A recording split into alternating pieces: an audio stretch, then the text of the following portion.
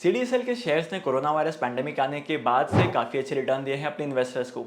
लेकिन अगर आप पिछले एक साल का डेटा उठाकर देखेंगे तो यहाँ पर आपको सीधा 19% का फॉल दिखेगा। सीडीएसएल के शेयर्स एक साल में 19% से ज़्यादा गिर चुके हैं और अगर इससे कम टाइम फ्रेम में देखेंगे तो यहाँ पर थोड़े बहुत राइज देखने को मिलते हैं, लेकिन जितने राइज पहले देखने को मिलते थे उतने राइज अभी देखने को नहीं मिलते हैं। और अगर मैं एक दिन की बात करूँ तो एक दिन में जैसे कि आप देख सकते हैं कि इस कंपनी के शेयर्स की प्राइस गिर चुकी है। लेकिन आखिर ऐसा क्या हो गया कि सीडीएसएल के शेयर्स पिछले एक साल से गिरते ही जा रहे हैं?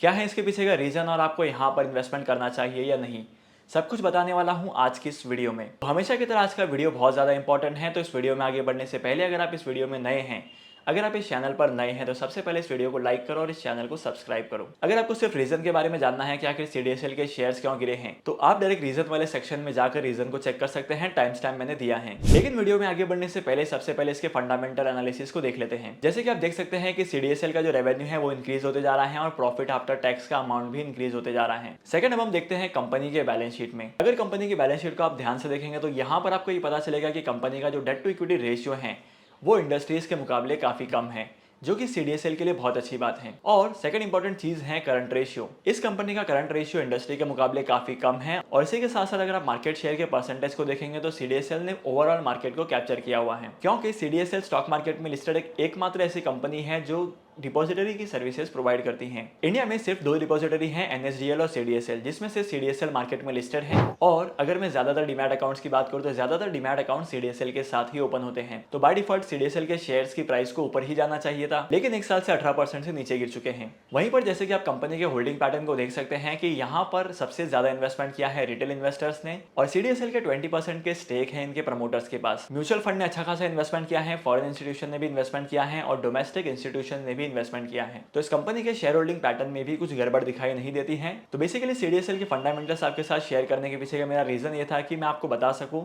कि सीडीएसएल के फंडामेंटल कितने ज्यादा स्ट्रांग हैं। लेकिन करंट मार्केट कंडीशन की वजह से सीडीएसएल के शेयर्स की वैल्यू गिरते जा रही है और इसके पीछे की रीजन क्या है अब मैं आपको बता देता हूं। जैसे कि मैंने आपको वीडियो में पहले बताया है कि सीडीएसएल एक डिपॉजिटरी की सर्विसेज प्रोवाइड करती है और अभी मार्केट में जितने भी शेयर्स हैं सभी शेयर्स को डीमैट के फॉर्म में रखा जाता है, मतलब इलेक्ट्रॉनिक के फॉर्म में रखा जाता है। तो सीडीएसएल के पास एक सिस्टम है जिसमें इन सारे शेयर्स को होल्ड किया जाता है और सिस्टम को संभालना बहुत ज्यादा जरूरी होता है। टाइम टाइम पर इन पे वायरस लगते रहते हैं और मालवेयर प्रैक्टिसेस होती रहती हैं, मतलब ये सारी चीजें सिस्टम के लिए बहुत ही ज्यादा डेंजरस हैं। और अगर मैं रीसेंट अपडेट्स की बात करूं तो हाल ही में एक मालवेयर फंक्शन हुआ था सीडीएसएल में, जिसकी वजह से यहाँ पर सिक्योरिटी थ्रेट बहुत ज्यादा बढ़ गया था, क्योंकि बहुत सारे इन्वेस्टर्स के शेयर्स खतरे में थे। तो एक महीने पहले इसी की वजह से कंपनी के शेयर्स की प्राइस गिर चुकी थी। और यहाँ पर सेकंड रीजन भी यही है कि इस कंपनी के सर्वर पर बहुत बार साइबर अटैक होते रहते हैं, तो सिक्योरिटीज पर इसे बहुत ज्यादा खर्चा करना पड़ता है। और तीसरा और सबसे मेजर रीजन है कि कंपनी ने जब Q2 का रिजल्ट डिक्लेयर किया था तब कंपनी का Q2 के रिजल्ट में काफी ज्यादा नेगेटिव परफॉर्मेंस था। जितना एक्सपेक्टेशन था उतना ज्यादा कंपनी का रेवेन्यू हुआ नहीं और इसी की वजह से कंपनी के शेयर्स की प्राइस लगातार गिरने लगी थी। तो ये थे तीन मेजर रीजन सीडीएसएल के शेयर्स के प्राइस के नीचे गिरने के।